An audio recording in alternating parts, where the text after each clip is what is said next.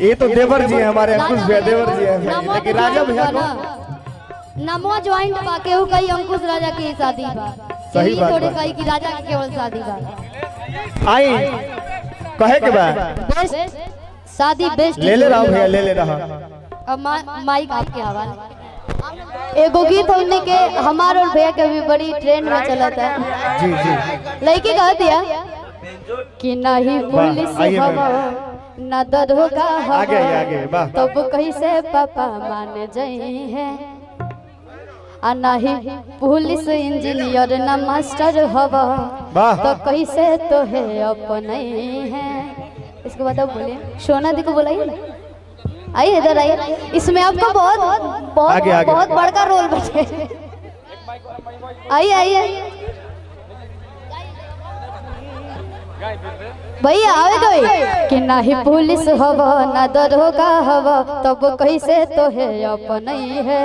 बजाइए चला गया है। ओके ओके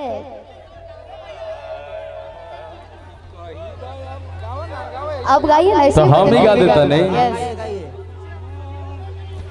कि कही तो अपना पापा से इलाका अरे घूमी आई है तो काफी बहना मावे हमार ए सोना हो सोना हो सोना हो सोना हो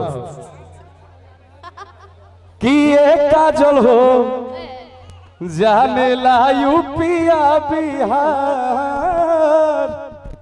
कोडोडो देवो भैया। बंद है। नहीं है सर। आज देखिए विनय भैया के रिसेप्शन पार्टी में सब कलाकार जुटल शिल्पी बाड़े। कहाँ गई? शिल्पी दी।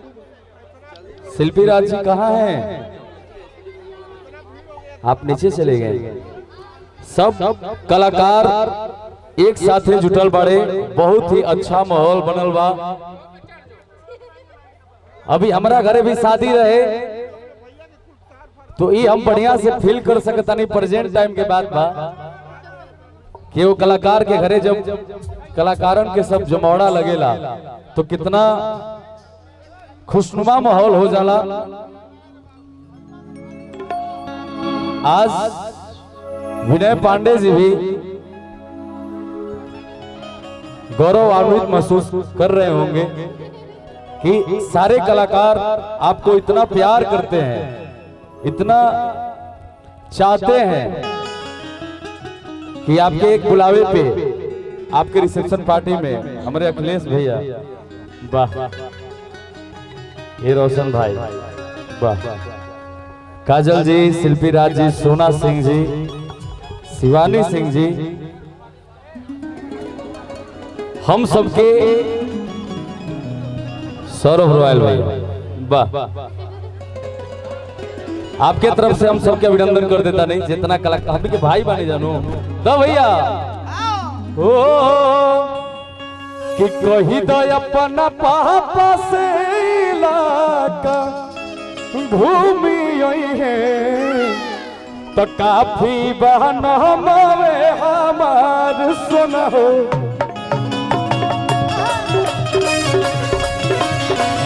जाने ला यूपिया बिहार सोना हो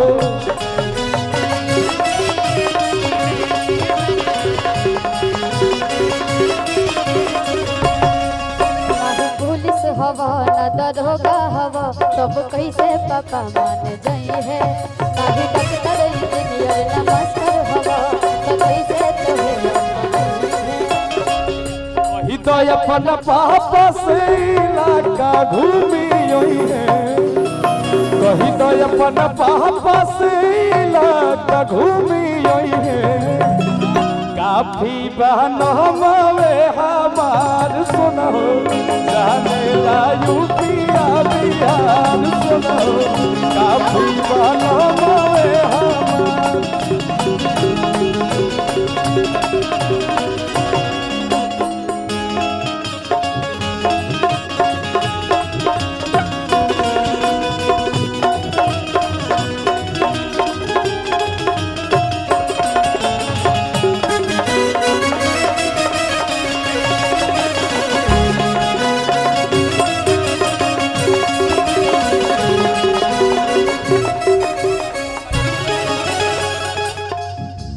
भैया अच्छा जोट गिल बने जा रोशन भाई कह रहल बाड़े एगो हम मगही गीत गइले रहने भाई कहते रहे कि एक लाइन हमको याद नहीं है भाई थोड़ा सा भाषा के प्रॉब्लम ना मतलब टोन के डोंट माइंड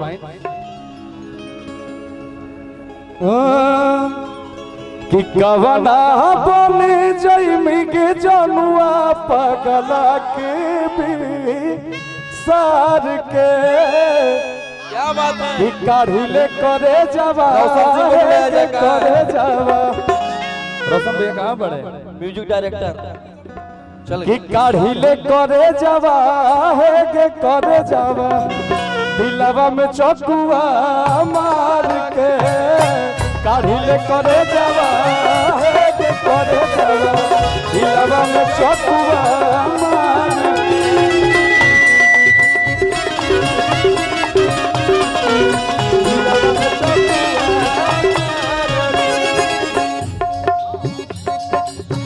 कवना बने जइमी के जनुआ पगला के भी सार के कवना बने जइमी के जनुआ पगला के भी सार के क्या बात है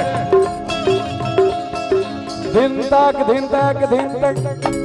अब देखिए काजल जी आई हैं तो आप अरे काशी विश्वनाथ की नगरी में हैं तो एक महादेव का जयकारा तो लगा ही सकते हैं।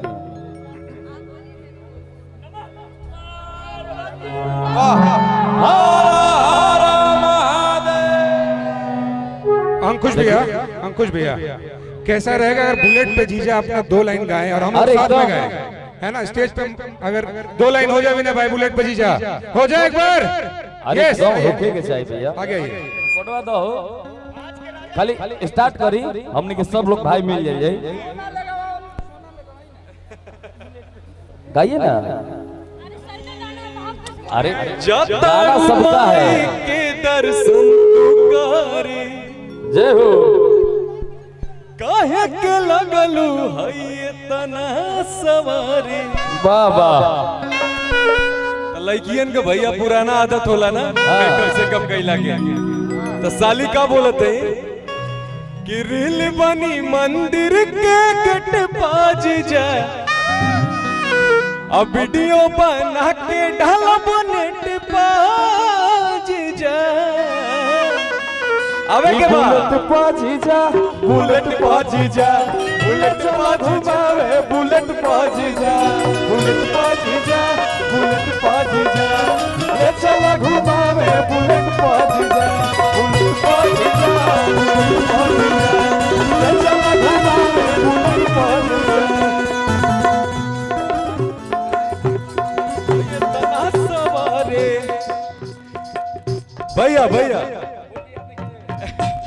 अच्छा आगे का लाइन का बा भैया कि आज मानव ना राउर कहल का जीजा आवे के बा सूट पहन के तैयार बानी ललका जीजा तैयार बानी ललका जीजा सुन के तैयार बानी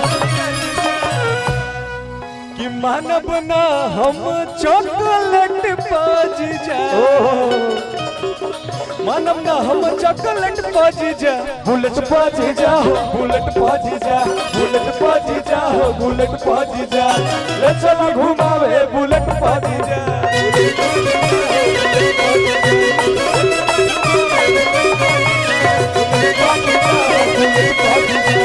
ले चला घुमावे बुलेट पाजी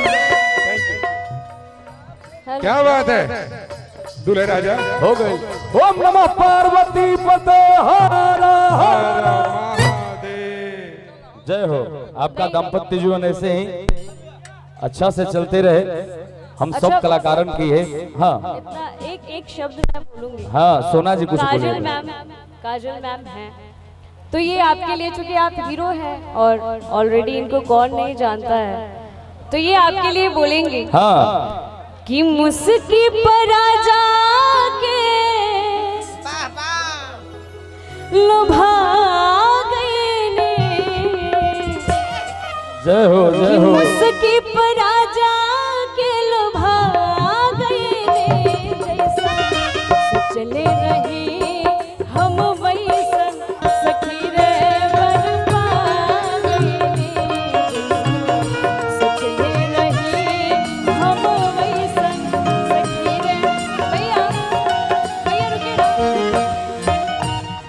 मुझे पता है कि आप दोनों लोग सिंगल हैं, तो आज मैं इनके तरफ से बोलूंगी।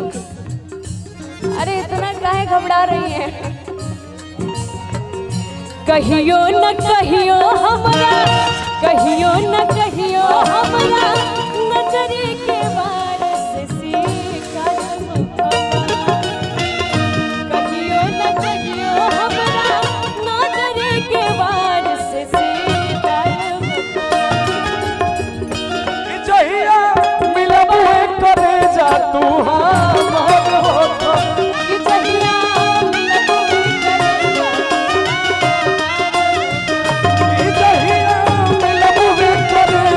तू हमार होता।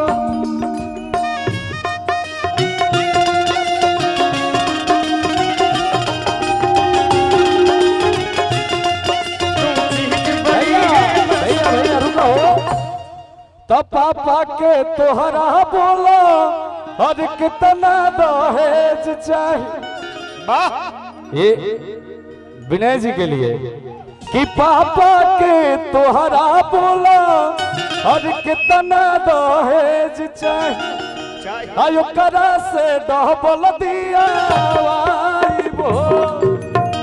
तू हमर सोना हवा, हम तोहर चानी हई, तोहरे के दुल्हा बनाइबो। तू हमर सोना हवा, हम तोहर चानी हई, तोहरे के दुल्हा। और एक गाना आप ही के साथ मेरा आया था हाँ। कि तोहरा बिना कैसे जियब ये सोना, सोचे के आवे रोआई,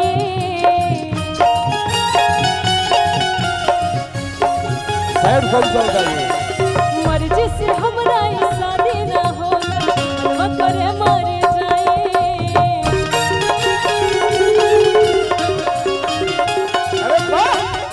कि तोहरा बिना कैसे जियब ये सोना, सोच के आवे रोआई। तो सात बचन तू पियावा के अथवा हमर निभैया, सात बचन तू पियावा के अथवा हमर निभैया। जानू जोई हो जब ससुरवा तो लोडवा जलेगी, जानू जोई हो जब ससुरवा तो लोडवा जलेगी, जानू जोई हो जब ससुरवा तो लोडवा जलेगी रही हो। जय हो, बहुत बहुत धन्यवाद विनय भैया को फिर से एक बार बहुत बहुत शुभकामनाएं। बहुत बहुत धन्यवाद अंकुश भैया। सोना जी हम चाहेंगे कि कुछ गाने प्लीज आप गाइए। और सर्वेश भैया भी हमारे बीच में है, हमारे बीच में गोलू तूफान भाई है, हमारे बीच में दीपक चौबे भाई हैं। मैं सबसे बारी बारी से अनुरोध करूंगा कि प्लीज दो दो लाइनें जरूर गाइएगा। अभी सोना जी मंच आपका है, सोना जी मंच आपका है, हाँ मंच आपका है।